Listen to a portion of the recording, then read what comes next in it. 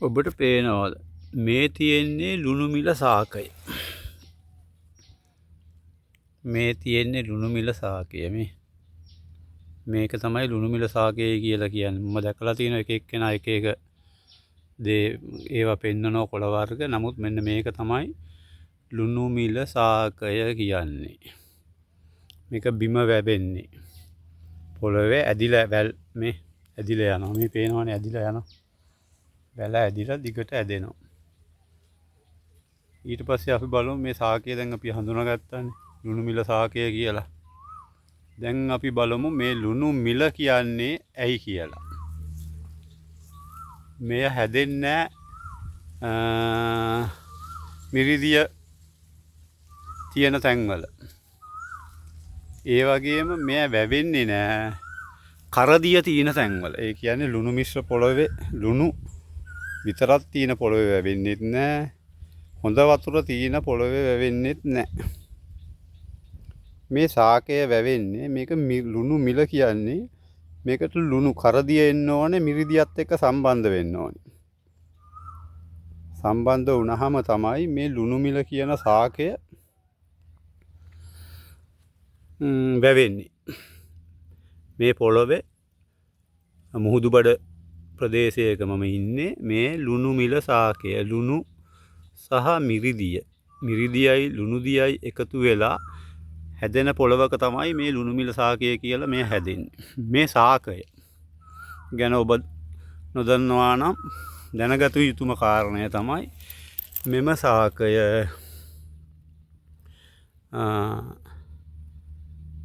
ලේ තුනී කරන්න. ඒ කියන්නේ ලේ ඝන අයගේ ලේ තුනී කරන්න කෑමට ගන්නවා.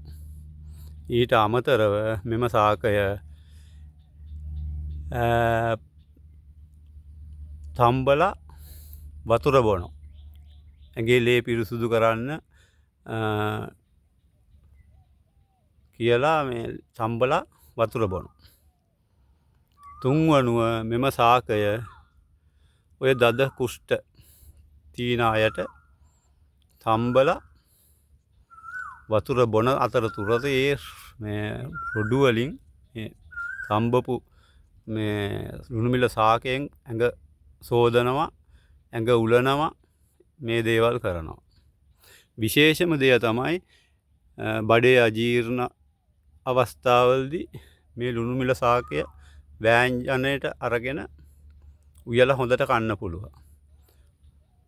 වැඩිපුර ප්‍රමාණයක් කන්නේ සාමාන්‍ය ප්‍රමාණයක් කනවා. කොහොම වුණත් මෙම ලුණු මිල සාකය සතියකට දෙපාරක් වගේ කනවා නම් අනිවාර්යෙන්ම හොඳයි.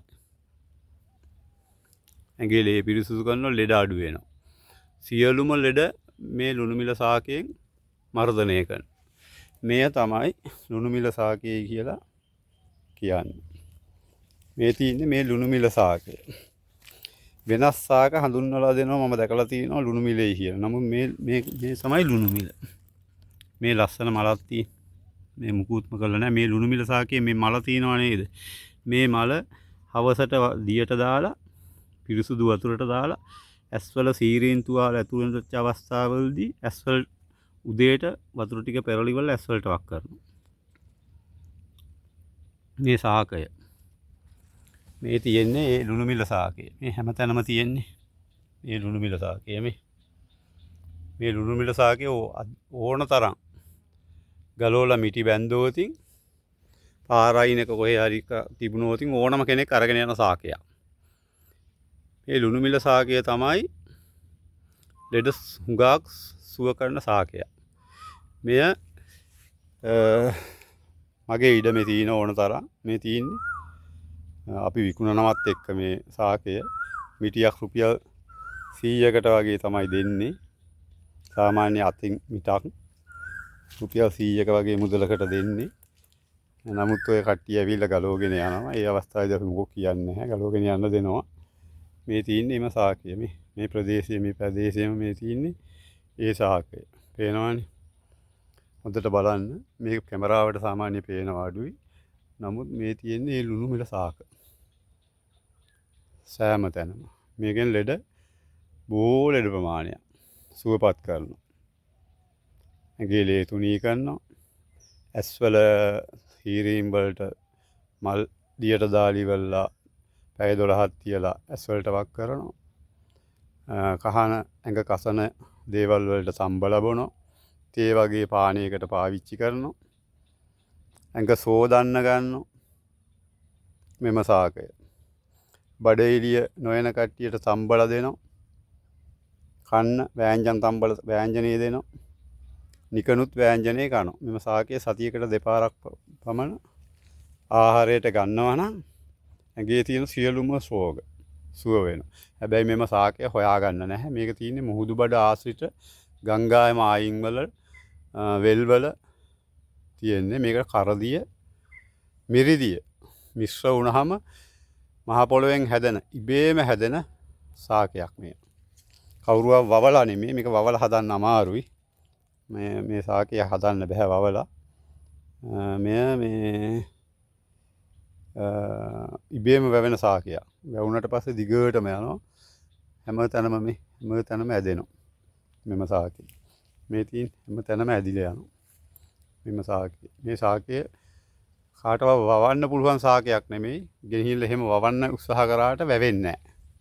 කොච්චර උත්සාහ කරා වවන්න පුළුවන් සාකයක් නෙමෙයි. මොකද මේ සාකයට කරදිය මිරිදිය මිශ්‍ර වෙන්න ඕනේ. ඒකට තමයි මේට ලුණු මිල කියන්නේ.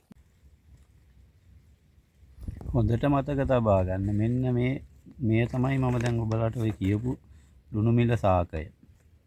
මෙම සාකය මේ තියෙන්නේ මේක තමයි. මෙන්න හොඳට බලා ගන්න. මේ මම හඳුන්වා දෙන්නේ කට්ටියට එක එක්කෙනාගේ වචන එක එක්කෙනා එක එක විදිහට කියන නිසායි. මේ තියෙන්නේ මල. මේ තියෙන්නේ ඒ මල.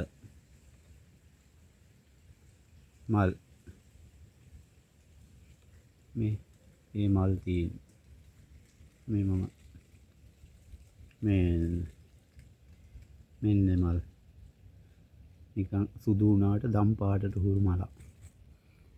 නැවතත් මම කියන්නේ ඔයගොල්ලොන්ට ලුණු මිල මේ මල තමයි ඇස් වලට දාන්න හොඳයි කියලා මම කිව්වේ. පැය 12ක් වතුරේ තියලා රාත්‍රියට උදේට. ඊට අමතරව තව මොනවද මම කිව්වා ඔයගොල්ලොන්ට මේ ලේ පිරිසුදු කරනවා කියලා, තුවාල දද කුෂ්ඨ වල තඹා සෝදන්න කියලා, තඹ වතුර බොන්න හොඳයි කියලා, ඊට අමතරව වෑංජන කන්න හොඳයි කියලා, තක්කාලි ගෙඩියක් දාලා මිටි කෙරෙන් උයලා කන්න පුළුවන්. මේක හොඳ හරි රස කෑමක්. පොඩ්ඩක් ලුණු ගතිය තියෙනවා. මේ ඇඹුල් ගතිය ඒ වුණාට හරි රස කෑමක්. ඊට අමතරව ගොටුකොළ සම්බෝලේ විදිහට කන්න පුළුවන්. ගොටුකොළ හදන ක්‍රමයටම හදන්න පුළුවන් මේ ලුණු මිල සාකය. ගොටුකොළ සම්බෝලේ විදිහටම හදන්න පුළුවන්. රසවත් කෑමක්. ඉක්මනට මේ තැම්බෙනවා ලිපේ තිබ්බහම. මේක නිකන් මේ නිවිති වගේ සාකයක්.